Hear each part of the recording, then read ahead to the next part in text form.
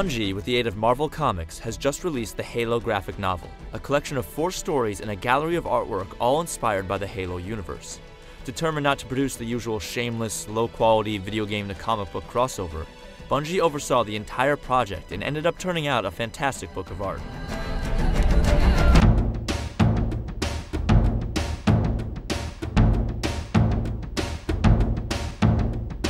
The first story, The Last Voyage of the Infinite Sucker, is clearly the star of the book. It's almost 3 times as long as the other stories and is a prime example of great writing, layout, and artwork. The story chronicles the adventures of Halfjaw from Halo 2 and his first run-in with the Flood. It also reveals how he lost half of his jaw and details just how deadly the Flood really is. Being the longest tale in the book, the story is given a lot of room to breathe and is well paced and filled with plenty of energy sword action. Interestingly, the story contains the only appearance of Master Chief in all 4 sections of the book, and even then, it's only to establish the time frame. With Infinite Sucker, writer Lee Hammock and Lobo artist Simon Bisley tell their story with grace and attitude.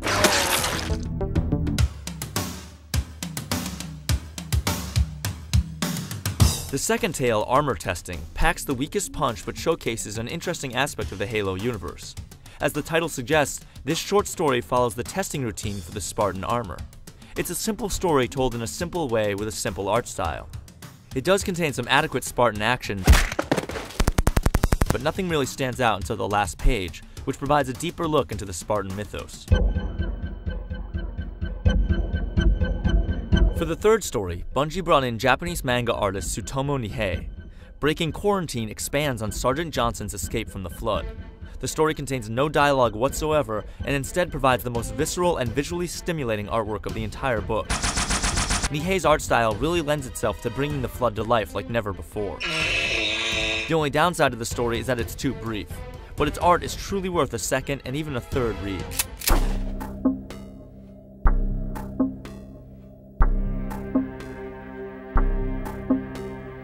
Second Sunrise over New Mombasa is the final narrative of the collection. The story explores life on Earth before the Covenant attack. This is probably the most in-depth and thought-provoking story of the book, as it follows a man whose job it is to alter the news about the war, making it more digestible for the public. The story does a fantastic job of detailing life on Earth in the Halo universe, which, aside from the technology, mirrors many current events. But the story isn't all talk. It also contains the Covenant's attack on New Mombasa and the struggle to warn the rest of the world. The art style from comics legend Mobius is unique and well done, but the page layout or paneling is a little over the top. It doesn't flow as well as it should, and you may find yourself not knowing where to read next, which in turn pulls you completely out of the story. If you're feeling a little Master Chief deprived after these stories, you should receive some satisfaction from the 25-page pinup-style art gallery at the end of the book. The gallery showcases a variety of styles and interpretations of the Halo universe. Besides containing work from many Bungie artists, the gallery also has some heavy hitters like Jeff Deroe tucked inside as well.